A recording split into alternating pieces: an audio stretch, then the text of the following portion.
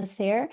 Welcome to our panel today. This is the very last one of all of the sessions of RevOps kickoff this week. Thank you so much for joining us if you've been with us so far. We have tons to discuss today, so we're going to launch right into some things. I'm Jen Pepper, Director of Content here at Forma AI on the marketing team, and I'm joined today by Esther Friend of Udemy, Danny Schoenfeld of Glia, and Andy Mowat from Carta.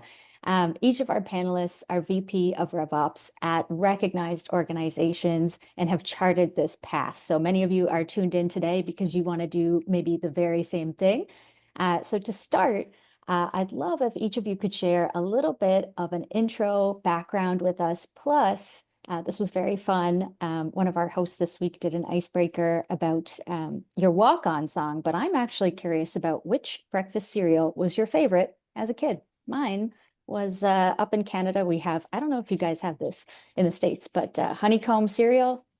Is this familiar to anybody? You got honeycombs over here, Andy? People in the chat, if you're a fan, I want to know what your favorite cereal was as a kid, but I loved that. Danny, I'll throw it over to you first.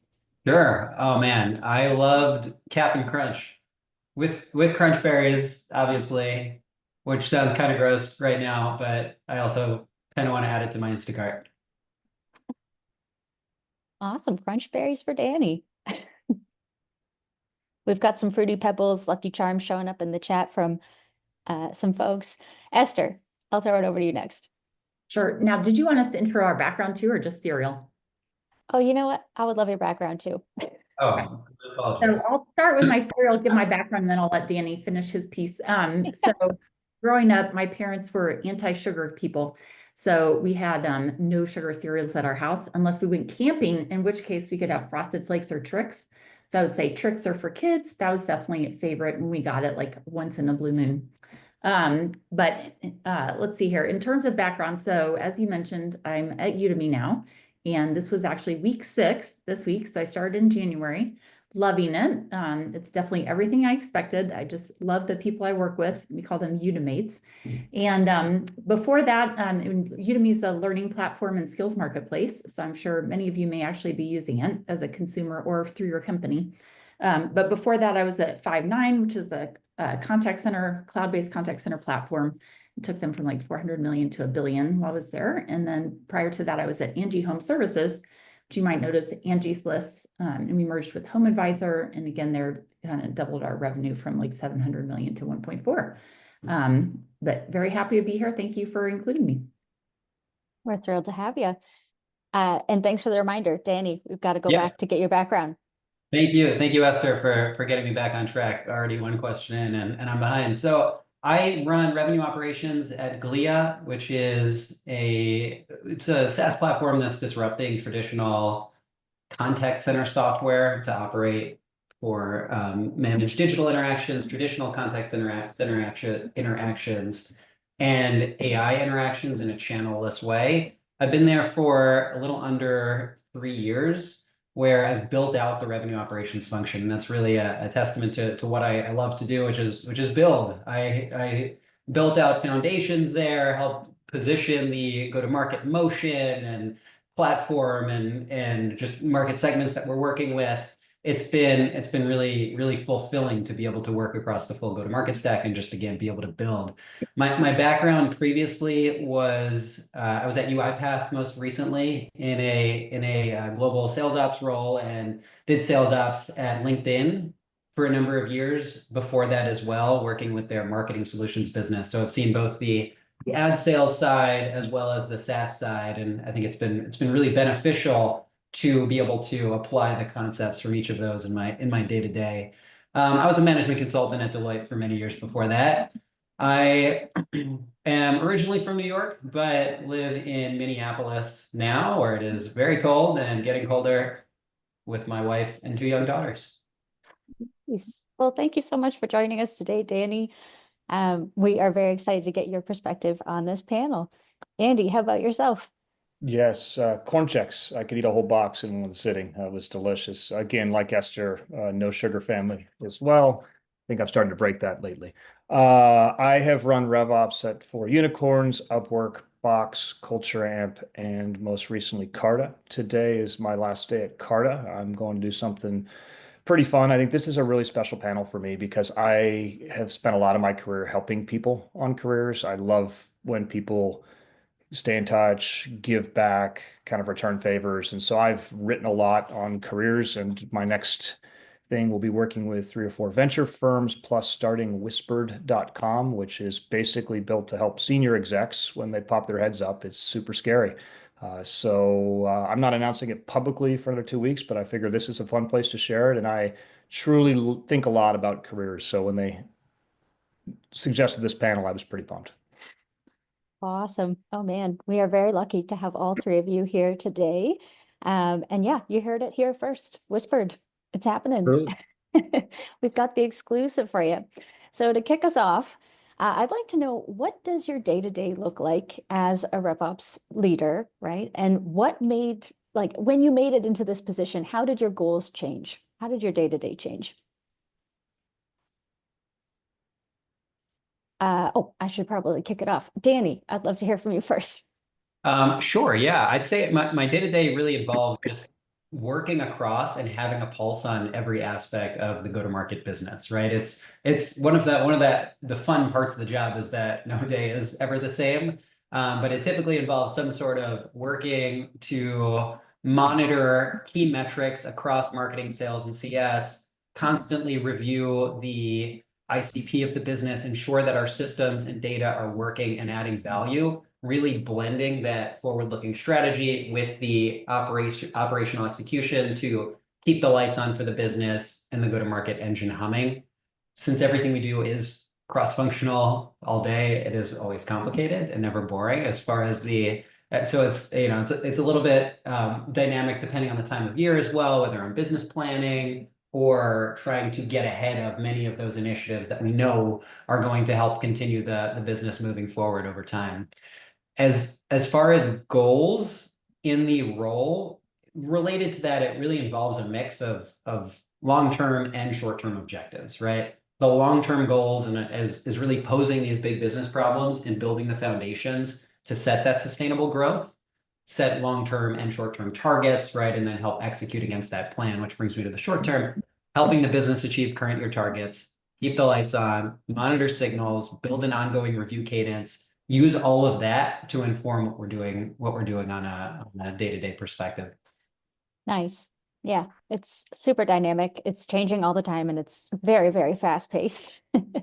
And depends on the size of the org. Andy, I'd love to hear your perspective on this. Yeah, I've got about 50, 60 people underneath me. I think a lot of my role is hiring great directors. Plus, I think a lot about like what is that director level skill set, and then empowering them. I just dropped in a fun article I wrote on like what is a director, which at Box they taught us, and it was really powerful. I think a lot of it, I always try to have like 2 or 3 things that I'm trying to inflect at any given time. And then a lot of my role involves like seeing stupid stuff about to happen and stopping that stuff, tackling when you get a new senior level stakeholder, like you're like, I'm going to spend a lot of time helping you understand how my team works, how we can wire in, and then really aligning on strategic priorities. And then I go deep on like 2 or 3 things at a time. But I've gotten to this place where I'm lucky enough to have built out that team of really solid leaders underneath me. And so like the day-to-day is very varied for me, which is both fun and sometimes can sink you. And then there's a lot of the strategy side as well too. Yep, absolutely. I love what you said about, deputizing the others on your team, making them strong. I will say there's like this, I have this passion. I'd be curious, Esther and Danny, how they think, but I think a lot about like, I still like to keep my hands dirty. And at this level, sometimes you don't get to do that. So that's why I tend to do things on the side or help people out. But it's like, we know we can do those things, but we shouldn't do them because it'll disempower our team.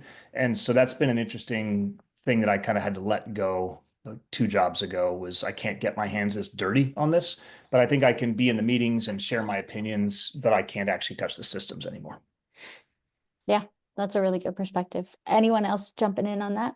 Yeah, actually, Andy, that reminds me of something I read, and I think Keith Rabkin was the one that posted it. He's the CRO at Panadoc.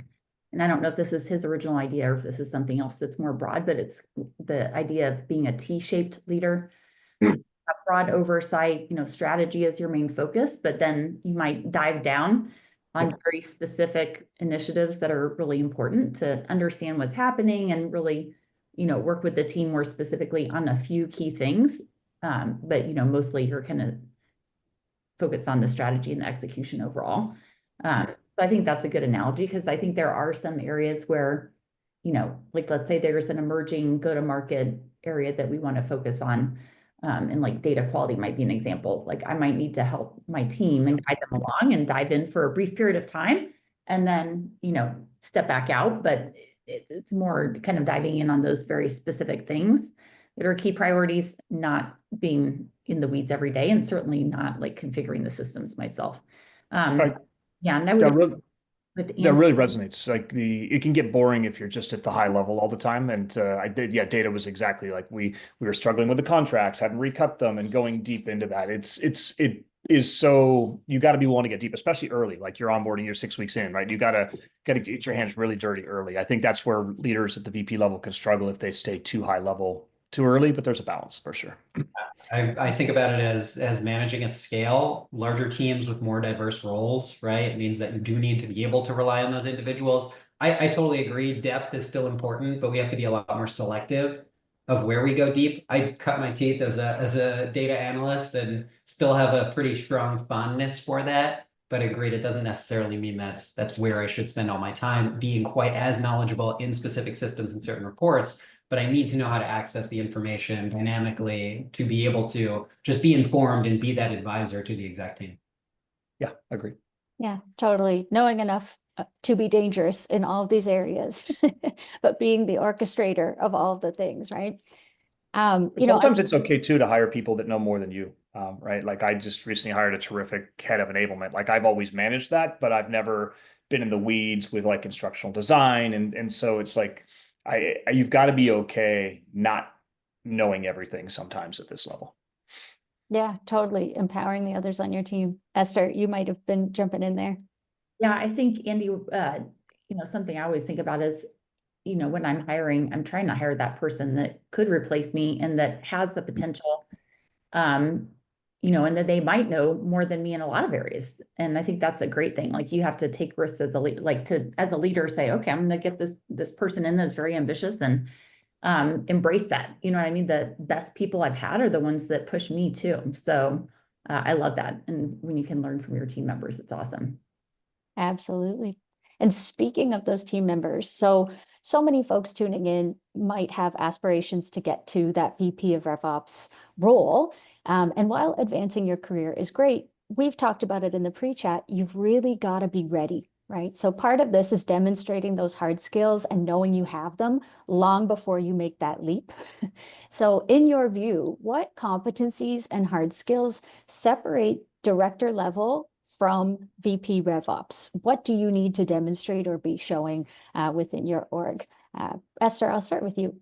Yeah, so I think one of the biggest things is having a leadership mindset. So being able to pull yourself out of the weeds and thinking about your company's strategy and thinking of yourself as like, if I were the owner of this company, how would I approach things? And you need to be thinking about decisions from a broader perspective across the go-to-market and not just looking at one aspect. So I think the strategic side and then also how do you navigate working with those other teams? So if you want to be successful in that role, you're going to have to work hand in hand with marketing, for example, and building those relationships. I think oftentimes directors can neglect, like they're in this silo world and not understanding, well, what motivates my peer over here in this team? And having, I think, more understanding of what each of them are focused on, and then being able to drive alignment so that we're working towards the same goals, because that's when you're going to get the most leverage from a go-to-market standpoint, is when you have the alignment, especially at the goal level. So like for the year, for the quarter, et cetera. So that like from an ABM standpoint, if you just had your sales team focused on these accounts and your marketing team focused on a different set of accounts, it's really not going to give you the impact that you're hoping for. So you really have to be very collaborative and I think aligned at the hip with peers in other areas to be at VP level. or successful VP level. Yeah, that's bang on. So I would add, I agree with the operating cross-functionally. We do that more so with my directors, typically aligned to a specific function. The thing I would add is we also just spend a lot more time with, and therefore need to synthesize work for an executive level audience, typically advising, right, more senior C-suite level leaders. Not only does that require the go-to-market expertise and being able to operate across those functions, but also with how the business operates outside of go-to-market, right? For a more broadly informed point of view. So for instance, I work extremely closely with our finance organization as well, and need to know what's going on with the product org, not in the same level of detail as certain other individuals, but certainly more so than the directors on my team. So one thing I would add, along with the cross-functional nature of the position. I plus one to everything Esther and Danny said. I'd say two to add would be the ability to force trade-offs is something I see a lot of people struggle with at like the pre-director level. I often take calls from people and say, I'm swamped, I'm overloaded. And I'm like, there is a solve for that. I remember at a prior company, one of my team was just they kept getting beat up, right? And I was like, okay, I'm gonna sit in this meeting for 4 weeks. And after the first week, it was like they kept saying, yes, I got it. And I think the right answer is awesome. It's number 8 on the list. Here's the 7 things above it. Do you disagree? We're happy to have a conversation. And you've got to have an opinion. You've got to force prioritization, and then you have to help people understand the scarcity of the resources. And I think that's something that people generally aren't very good at until they get to a senior level. So that'd be one. And then I'd say intellectual flexibility, right? Like you're going to have things that you're going to disagree with. You're going to have to debate out. They may be strategic things that don't quite make sense, but you've got to be able to deal with like that level of structure and ambiguity sometimes. Yeah, absolutely. Both resonates in terms of the ambiguity that you're talking about, but also kind of forcing some of those decisions or being able to illustrate some of the trade-offs, as you're saying, to get decisions made, right? And show up to the table in that way and be able to make that happen. Totally agree. So you had shared that there are many different paths to running RevOps, and yet there's kind of a base curriculum that you need for all it encompasses today. So you need to know about go-to-market architecture, sales and marketing ops, an understanding of key sales metrics and SaaS 101 in many cases. So what RevOps superpowers are really in demand right now? Danny, maybe I'll throw it to you. So in demand right now brings me to some of the changes that have happened in the market as well that come to mind from the question. One is that SaaS valuations aren't what they used to be. That's not a secret, right? Which requires a greater focus on efficient growth versus the more legacy grow at all costs mindset. So I think being an effective RevOps leader today means certainly still prioritizing growth and knowing what's important, but doing so in a more efficient, maybe pragmatic way with more emphasis on ROI, potentially offshoring hiring to find great talent in other countries where there are really strong individuals and different costs of living. Learn those things by understanding financial metrics and the importance of those, and being able to bring that full breadth to the role and the conversation is very important. A second shift is that business models are becoming more dynamic and varied. If traditionally heavily oriented around seat-based licenses, I've seen now usage-based, unlimited license, combination, right? Think about the sales motions as well. It's not just enterprise sales motions. There's PLG, there's channel-driven sales. All of these things increase the complexity and associated sophistication of the role. And doing these or just exposing yourself to them helps stand out and, again, give you that differentiating point and associated superpower. The third one is the other change is no surprise that AI is taking over the world, right? And but not in the form of just, and I think about it not just as, well, how am I going to apply this to my day-to-day, but also in thinking about how is this going to make the organization more efficient? It can be using the well-known LLMs in our day-to-day or Gen AI being woven into many of the tools that we use, but figuring out what this means for improving the efficiency of the organization overall, how you're going to use it effectively in the tools that you have, I think is becoming more and more critical as a superpower in the field. Yeah, absolutely. On all three. Andy, any superpowers come to mind for you? I think data is really important. Like you can't have AI without data. You have to have great data, and I would break data into two parts. One is just the innovations that are happening with things like Clay, the ability to like have much smarter data for targeting and for leveraging outbound and strategies like that. And I think the modern data stack is really interesting. So I at Culture Amp, I got some great people that taught me, what a modern data stack was, what DBT and Fivetran and High Touch, and how all these things worked together. And I do believe that in 3 to 4 years, most of go-to-market or RevOps will be rebuilt on top of these tools, right? So I get really excited about things like Inflection.io or Clarify. It's like these systems we're using are clunky and terrible right now. And I envision a world which they're built on top of the data warehouse. They're much more flexible. And I think I generally say I won't hire people that don't know what SQL is, how to pull their own data, how to leverage that. So that's a skill set that I think is really emerging increasingly. Nice. Yeah, data and the ability to really analyze that data, but with new tools that are coming to the forefront for sure. How the tech stack is going to change and maybe being more ahead of that than other candidates sounds super, super important. Esther, how about yourself? Yeah, so I was making my notes and then Danny covered a lot of the points and so did Andy, but I think, reframing to profitable growth where you are operating more leanly and looking at what can you automate. There's so many great tools that are out there in the market that are evolving so quickly. I think also being able to see, how can you support your strategy through a lot of those tools that can help automate or help, shorten the time frame for sales to do their research, account-based marketing, or I think now they're even calling it persona-based marketing, getting down to even a more granular level. A lot of the tools can help you do that much more effectively. And I think, a big onus on the revenue operations group is to make sure that sales can be very focused and that the sales time is focused on interacting with the customers, interacting with the prospects, and not a lot of this preparation time and, wasted time going between UIs. And it's evolving so quickly that you really have to be super proactive to see where things are going and make sure you're using the latest and greatest that's going to help them be most effective. Because I think, I've seen examples where, switching from one vendor to another, you might increase your meetings by like 80%.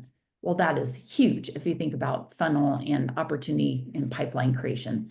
So I would say that's a big area. And I think understanding the SaaS metrics and what the different levers are and thinking about your priorities through the lens of like, if I focus on this area, how much lift can I potentially get versus focusing on this other area and prioritizing, where you're going to get the biggest lifts.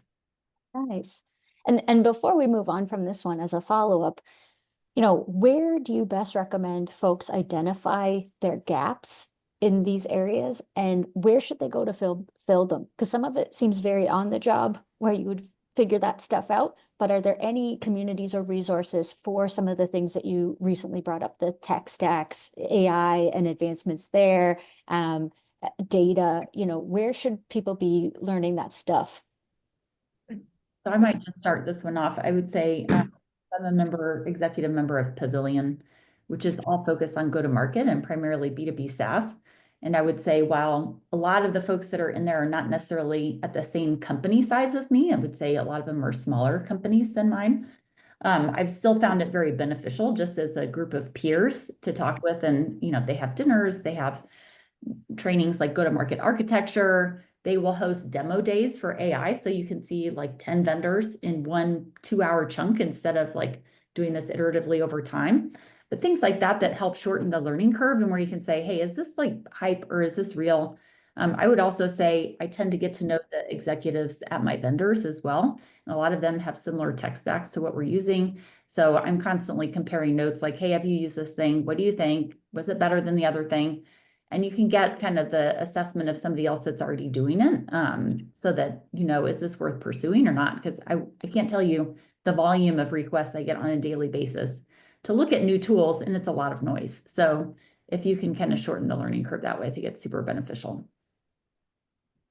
I'd tons of great ones from Esther. I'd say communities are great. RevOps, Co-op, WizOps, MoPros are good ones. I do find that they tend to be a little bit more junior in discussions. So I've kind of like built my own community with like VP of RevOps folks that we can have more discussions at a different level.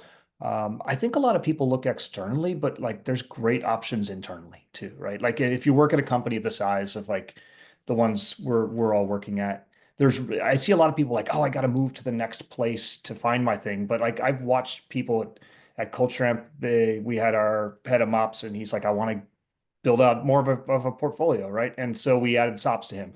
Chris, who's on the call, was running post-sale ops and he wanted to become more full funnel. So we gave him more pieces of SOPs. So like at Carta, a really star person in MOPS wants to learn more about SOPs, right? So it's like, I think if you raise your hand and share with that leader, that's a great way to like expand and get projects in the other areas of ops and can learn as well too.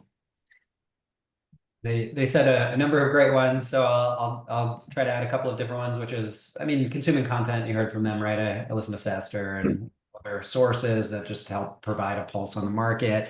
More important though, I'd say is my network. I spend a good amount of time investing in it, and Esther talked about the vendors or execs at vendors. For me, I've had a lot of colleagues at these companies who have different levels of expertise and have gone into these roles. One person comes to mind who was a marketing ops leader and is now came from the marketing ops role into a RevOps leadership role. I came from the sales ops side, as I mentioned, into the RevOps leadership role. We both have different perspectives. We make sure to talk regularly to be able. I had another one who was on the systems analytics side that's in a RevOps leadership role now. We all have different core skill sets, but in similar roles and facing similar challenges now, which just helps to have that dialogue around what's happening. You don't need to be in this position to be able to make those connections and reach out. Andy is clearly an example of this, but many of us love to pay forward the advice that we've gotten to help get here and are very eager to help share advice with others looking to get in similar positions. That's so awesome. And as you said, kind of having that hype crew that you can talk to from your own network is really important, and keeping in touch with folks, whether it be on LinkedIn or, your own little Slack community that you are keeping up with, super, super important. Now, one thing I wanted to ask about is like at that VP level, the job hunt changes in that your next role is not going to come from a job board. Right. So can you share how you create opportunity for yourself, or how do you find out and keep your ear to the ground for those opportunities? How do those kind of come up? Because we know it changes. Kind of why I'm building Whispered. It's the scariest thing when you pop your head up. It's scary, right? Your network is stale. Hopefully you've been in a role focused down for a while. The jobs at the senior levels are not posted. Every time somebody posts a VP of RevOps, they get absolute tons of applications and just get overwhelmed. You don't really know how the game is played. It's a very different game at the executive level than it is at the junior level, right? Like you can work with talent partners, you can work with recruiters. I'll just drop the link in, but I've been building guides on this for the last 2 years. And so I'd say check out Whispered. And your network is nice, but it still can take a while to ramp that back up. And so when you're looking, it can be stressful. So I'll stop there, but I'm sure Esther and Danny have other thoughts too. Yeah, so I'll just add to what you're saying. So I think there's stats out there that say that most roles, I think at this level, come from second degree connections. So it's not necessarily the person you know directly, but it's who they know. And I think that's definitely been true for me, where I wouldn't have heard about opportunities if I would, if I didn't have that person that was thinking about me and connected me with that other person in their network. And obviously I built that trust and confidence where they felt like I was someone worth recommending because I had delivered in the past. But I also would just add to Andy's comment about network. Like I think a lot of people get a job and then they forget all about networking until they're looking for another job. And that's a huge mistake. One, you're not really getting the learning that you would have from maintaining your network on an ongoing basis and leveraging your network in your current job. So, you know, for that advice and to bounce ideas and things. But also then it's a major effort when you're going to like try to reestablish. So for me, I think it's always important to maintain my network all the time. And I would say, you know, when I was job hunting, I probably attended more events than I usually would. Like I definitely normally wouldn't go to like 3 events in a week. But while I was figuring out where I wanted to go next, I definitely did more of those during that time. But I had been cultivating and nurturing my network that whole time when I was in my other jobs. So I think that's really important. And I would say, don't see networking as this like scary thing. It's all about building relationships, and it's really, for me, it's super rewarding to give back to the network and for people to come to me advice. And sometimes it sharpens my own thinking too, to be able to talk about that with other people. I think can help you also form your own ideas about things. So that's my 2 cents. I don't have a dramatically different answer from what they shared, so I'll build on the benefits of maintaining the network, which is not only in finding your own role, but also in finding great people to hire. At the end of the day, Andy said it earlier, that's the most important thing that we can do as leaders is hire great people. Good things usually tend to happen when you do that. And keeping those connections, monitoring someone's career growth, helping support them through it. Well, yes, there's a selfless aspect of it. There can also be some really positive returns down the line as part of that. So there are just so many reasons for why that's so important. And I fully agree with what the others shared. And Awesome. then I want to throw one other comment in there too, that Yeah. kind of, I see, you know, some of my mentees and other people on my network who are looking for roles. And I think it's something people often overlook is I think you also have to know, like, what is your value? Like, do you have a specific skill set that would be attractive to certain types of companies because you've done certain things and you have a playbook that works, right? That you could take somewhere else. I think identifying what types of companies are the companies that would value that skill set the most. It might be based on the company size or a certain vertical. Like, let's say that you're really great at healthcare SaaS. Like, I think targeting, just like our go-to-market process where we're doing ABM and we're targeting the ICP, you need to do the same thing with your job search and be very intentional, and also think about like what's a culture where you're going to thrive that fits well with the way that you work, so that you don't end up in the wrong spot where you're kind of stymied in terms of your growth. Because it's not all about just getting the title that you want or that role. It's about, is the place that you're going to have the right team that's going to make you successful? Are there people you can learn from? Do they have the right growth trajectory? There's a lot of things to think about, and I think it's important to be very intentional. I love that in terms of being intentional. And I think we'll come back to a little bit more on what you were saying there towards the end, because I do want to put a pin in that. It's really, really important to, as you say, land in the right place and not just be taking anything because it's the role that you're interested in. So we'll talk a little bit about that further. A lot of the RevOps role is leading from the front, strategic thinking, bringing people together. So a lot of hard skills, soft skills combined, a lot of things that you build experience in on the job.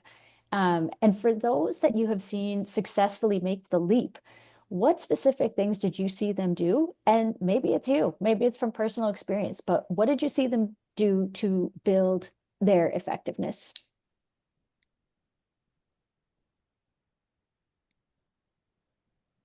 Anyone can jump in. I'm almost thinking in reverse, which is what did the people that didn't make the leap that you wanted to make the leap, what Yeah. did they struggle at? I think it kind of goes back to what I talked about earlier, right? It's the ability to make trade-offs, to engage at a strategic level, and to be intellectually flexible. Like those are the good ones can do it. You know, I give a lot of coaching to like walk the floor. And I remember one person was like, "What do you mean?" And I'm like, "Oh, walk the floor." And so it's like there's so many. You gotta make time to engage with people and build relationships, and that's hard. If you're a junior, you're like, "I'm just doing my thing. I'm doing my thing." But a lot of that is that I probably spend 80% of my time on that 20% at the end, right? Like the wrapping it up, the bringing it forward, versus the 80% on the doing. And so I think that's the difference at the senior levels. You're really trying to set the project up right and wrap it up right and deliver it right, less on the middle. And so I think that's a different mindset shift that people have to make. Yeah, and Andy, just so I ask, what does it mean to walk the floor then? Like, what does that look like in practice? walk over, see how they're doing, learn about them personally, care about them personally, strike a dialogue, ask about their weekend, remember the thing about the last time you talked about, bring them a piece of information, learn something, all of that. Yep. People are people. Yeah. What I've seen people do very well to get ahead and continue to grow their careers is to not just take direction, but set direction. We work with some we typically work with very experienced stakeholders who are experts in their field, but may not have the, I'll say, consulting style mindset of asking why certain things are happening, digging into root causes of issues, and will have on their mind, I need this problem solved right now, go do it for me. And that's important to be able to do. And that is what a good RevOps hire does, I would say, is effective problem solving. What a great RevOps hire does is dictate the problems that should be solved as well. And that I can think of, a number of people who've worked with and for me who've done this very well, and how much they've grown in their careers as a result. Just plus one of that, I think it's the ability to not just take an order, but to be able to be, cool, I heard what you're asking, but like, can I give you some additional options and maybe find a better solution? Like that's a very, very key skill set that Danny just outlined. Yeah, I agree with that. It's kind of, I think, Danny, you mentioned this in our pre-chat. It's the difference between accepting the long list of things that people might come to you with and setting those priorities instead. I hear you, but, or just challenging some of the solutioning that is brought to you and say like, hey, actually, this is my recommendation, showing up to the table with those recommendations, with something to sell. And at the same time, being open that maybe the first 5 times you do it, you're going to be told no, but that's fine, right? Even just giving yourself that opportunity to think in that way and push in that way could trigger something in your in your stakeholder's mind around where we should be focusing and where we should be going, and start to then treat you differently as a result, as a partner for leading that function or the business overall, versus as someone who's going to go and do whatever needs to be done. Yeah, absolutely. Esther. Can I say something controversial on this topic? It may Yeah. be slightly off, but it definitely got me thinking about it. I think it's going to be really hard to be a VP of RevOps remote. It does gall me every time I post something and I get blamed on LinkedIn for like, why are you not open to remote people? I totally get it if you're an IC, but it's pretty fucking hard. Sorry, it's pretty hard to walk the floor if you're remote. It's hard to build executive relationships. There are some companies like a Zapier that are fully remote, and I think in those cases you can do it.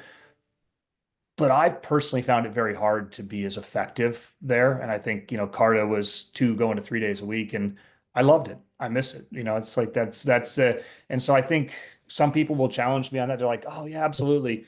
But I know we all took the genie out of the bottle for COVID and we hired the best people anywhere. And a lot of us moved to different places. But I think it's pretty damn hard to be an effective VP remotely. Maybe some of the other panelists are, but I just haven't been able to do it.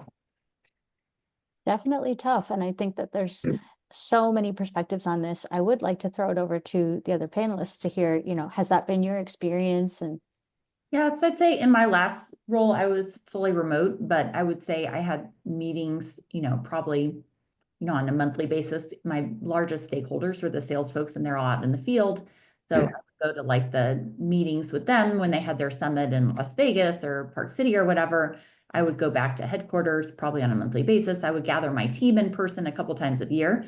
I would say it's possible. I think you have to be very intentional. And you do have to establish those connections. We had our in-person sales kickoff and things like that helped build those relationships.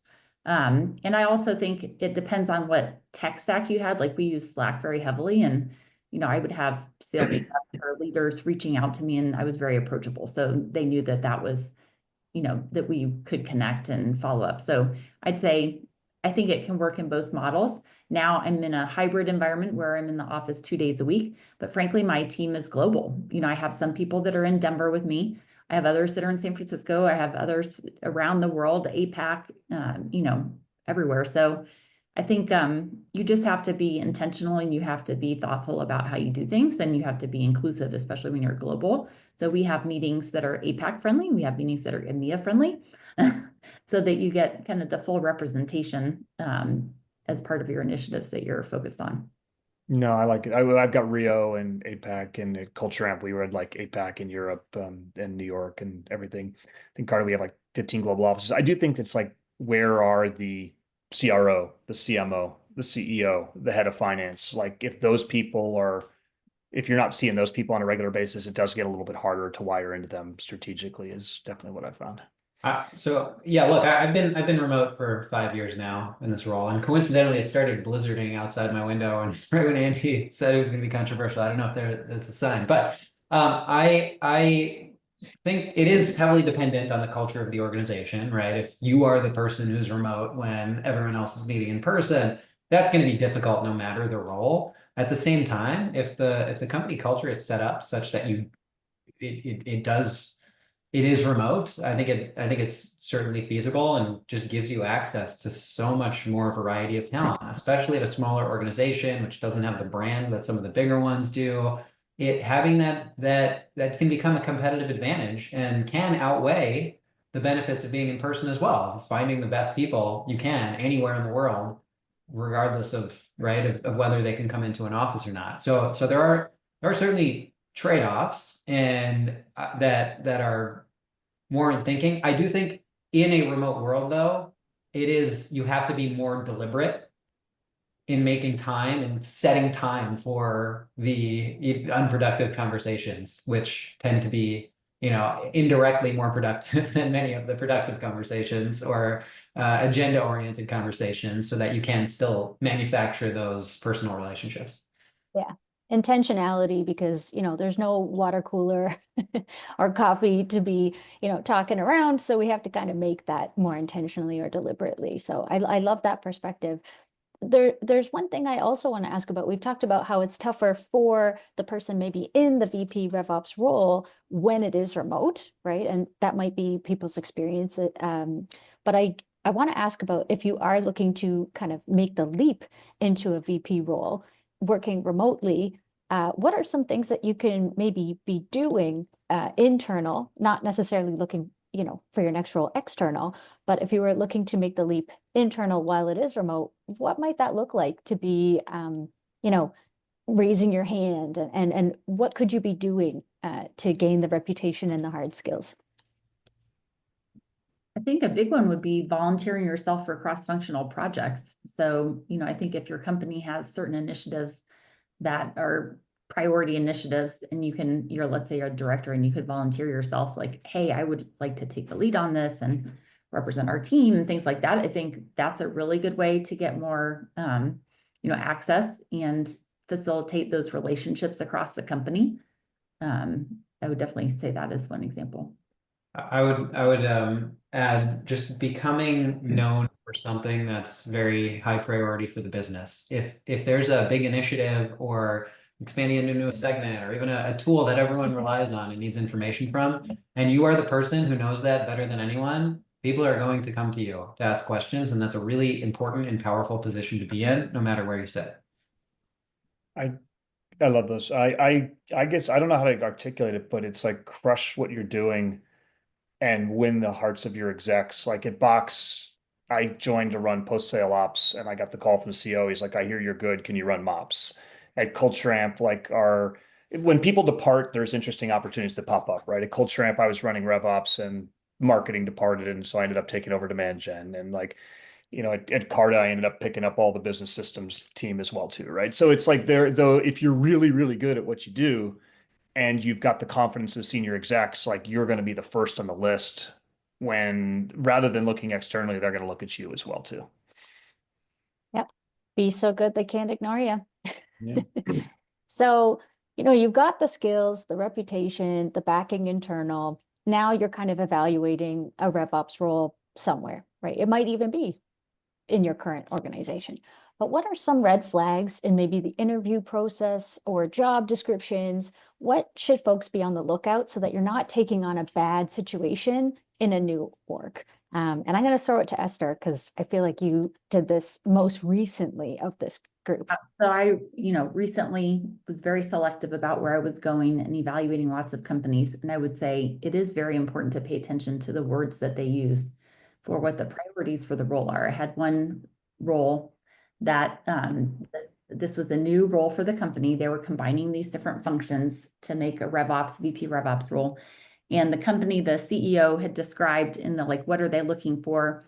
To police the use of the CRM was one of the phrases. And I thought, okay, this is an indication that maybe this isn't a good match for me. I would say my focus is much more on a carrot and enablement standpoint for sales. And let's help them do the right behaviors by showing them how this is more successful than a compliance environment where we're you have to put all your activities in the CRM. Hey, how about I just automate the activities into the CRM? And then we don't have to tell them, you need to write your notes, So I would say that was a big warning flag to me. I'm nope, that's not the company for me.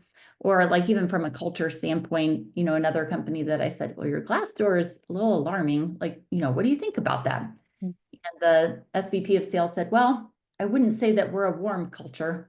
And just said that directly. I was okay, well, that's probably not the place for me. So I think you have to be brave and ask questions that might be uncomfortable questions where you might be kind of ending the road with a company, but knowing that that's probably not the place for me.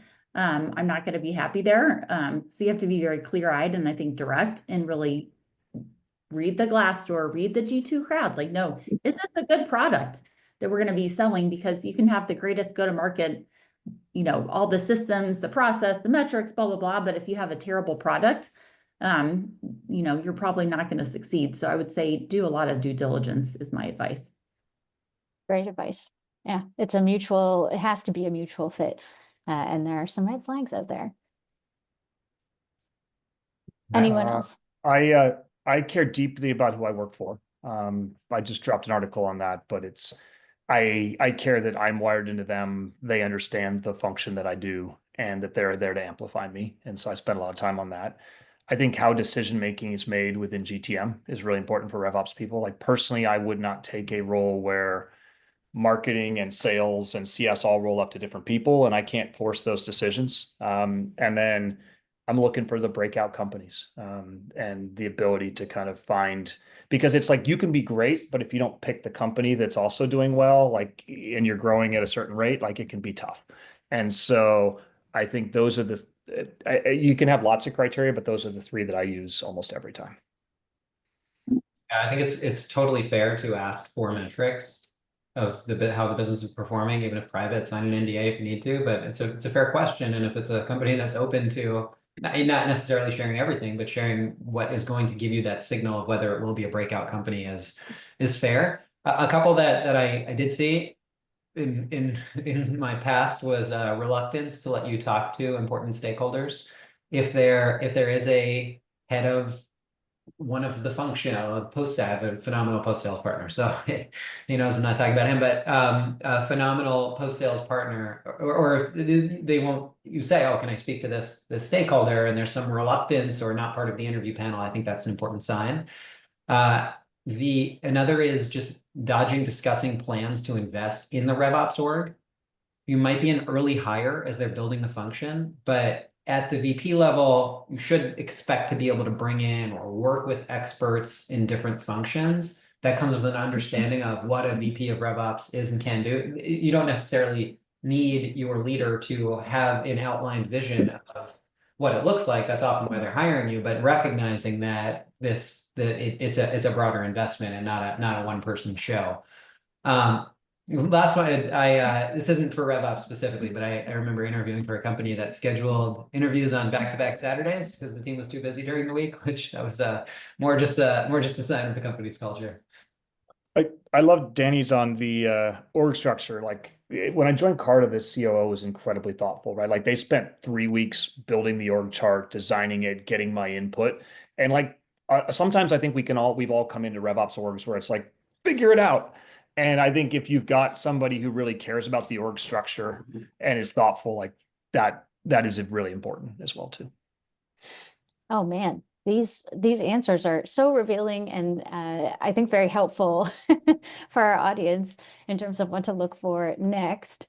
There was a great question that came in the Q&A that I want to ask you as well. We've got a little bit more time. But for someone more excited to contribute as an IC, I think this is really important for like an IC track.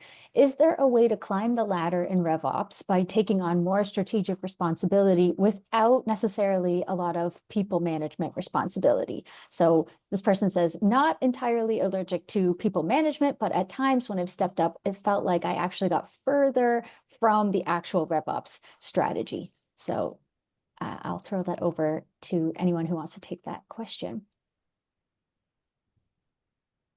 If you want to be a VP at a company bigger than $10 million in revenue, I think you need to know how to really manage people. My first time was hard.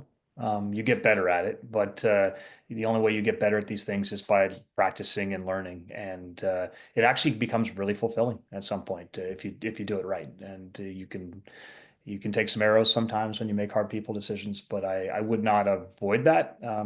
At the same time, RevOps is a place where you can have leaders that only have 2 or 3 or 4 people versus huge teams. So I think you have to embrace it if you're on this call and you want to be VP of RevOps sometime, like take those arrows early, learn how to be a manager.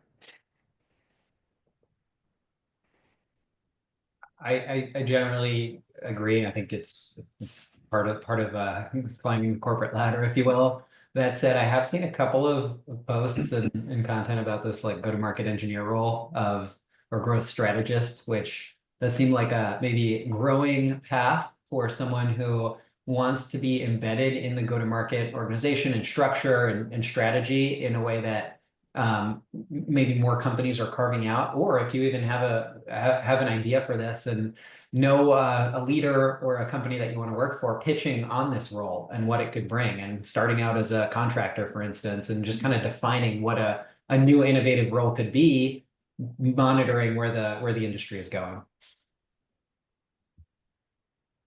Nice. Yeah.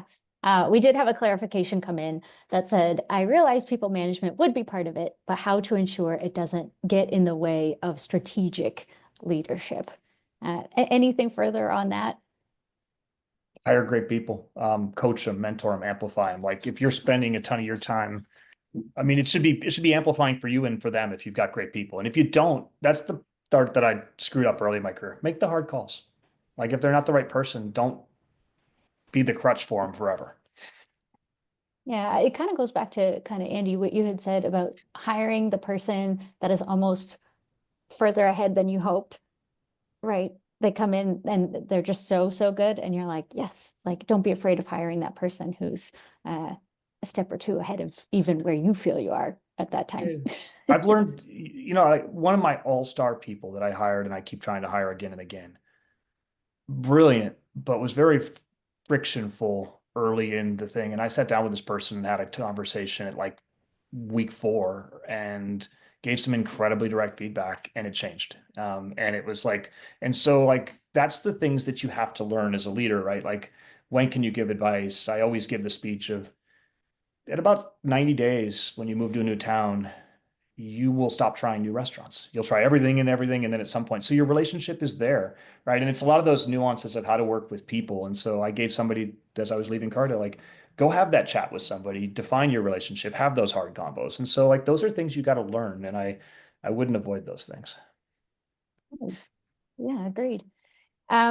Someone has also asked, what is the best way for director level to get broader scope beyond a certain functional area? So sales ops, enablement, to get experience for a VP role. Does anyone want to take that one?